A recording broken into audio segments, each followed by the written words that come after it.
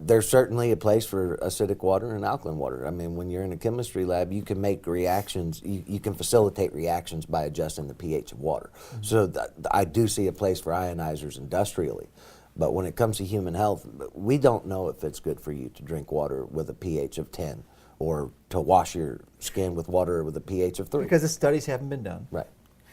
Clearly there's anecdotal components, and you know, there's some elements of justification for that, but just looking at this from a logical, intuitive perspective and putting your natural thinking cap on is probably not going to be your best long-term solution when you're drinking water that was never, doesn't appear this way in nature. Right. I lean on evolution. I think whoever designed my little system here did a great job. It's a water machine. It does self-correct itself. So I'm going to give it the same tools that it was developed with. Yeah, and I think this may be more of a public health service announcement to really warn people that if you are consuming alkaline water or an ionizer, that you really want to give that a second thought and maybe you want to eliminate it from your house and certainly not promote or recommend it to anyone else, because more than likely in the not too distant future this is going to be well known and publicized, and these devices will not even be available anymore. And I mean, when you're selling a product that 10 people get a commission on, it's expensive. Yeah. So I can guarantee you there's cheaper ways for you to get water with an alkaline pH out there, and know that you're also taking out chlorine, atrazine, lindane, benzene, trichloroethylene, these chemicals that we have in our society that are far worse for us than a slightly acidic pH in our water.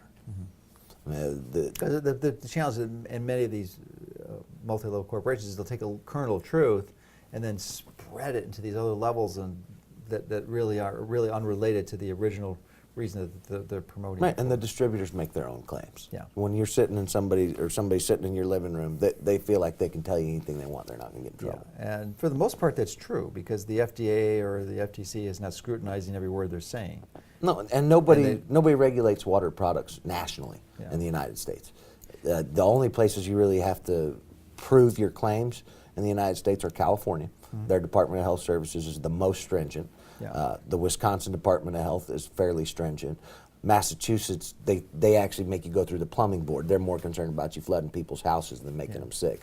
And then Florida, Iowa as well. So, but a company's making these these water units or filtration units on a large basis and a national basis, if one state essentially convicts them, they're really almost going to, it's the final nail in the coffin for them, because they're just not going to be able to go up against it, even though it's only one state. The publicity would be so high that everyone will know that they have an ineffective product. Negative feedback, but B, I think there's a $10,000 per system sold in California fine if you're making any health claims. If you're saying your system does anything but take out chlorine, and this is primarily because of the multi-level marketing companies in the 80s. California was sick of its citizens getting taken by shady entrepreneurs, and so they said, if you're going to claim anything more than chlorine, you have to prove it.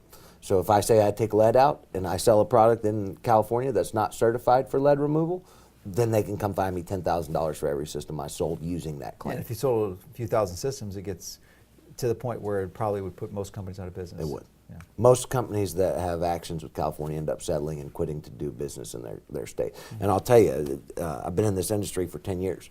Californians are water people. They are probably the most educated consumers in the nation when it comes to water quality. And as a matter of fact, they represent 30% of my company's business. Yeah. So if you're not doing business in California in the water industry, it's because you can't get certified. Yeah. There's no reason to turn your back on 30% of those dollars. No. I mean, it's a very large economy. It's larger than most countries in the world. Correct. So, and you know, I love California. I love visiting there. I would never want to live there, but I have enormous respect, and I really enjoy being there when I am there, because the consciousness of most of the people who live there is really a different level in the Midwest. They're probably the healthiest minded folks in the union. Well, Colorado's up pretty good too. They are. Boulder is probably jumping up and down writing letters right now. Yeah.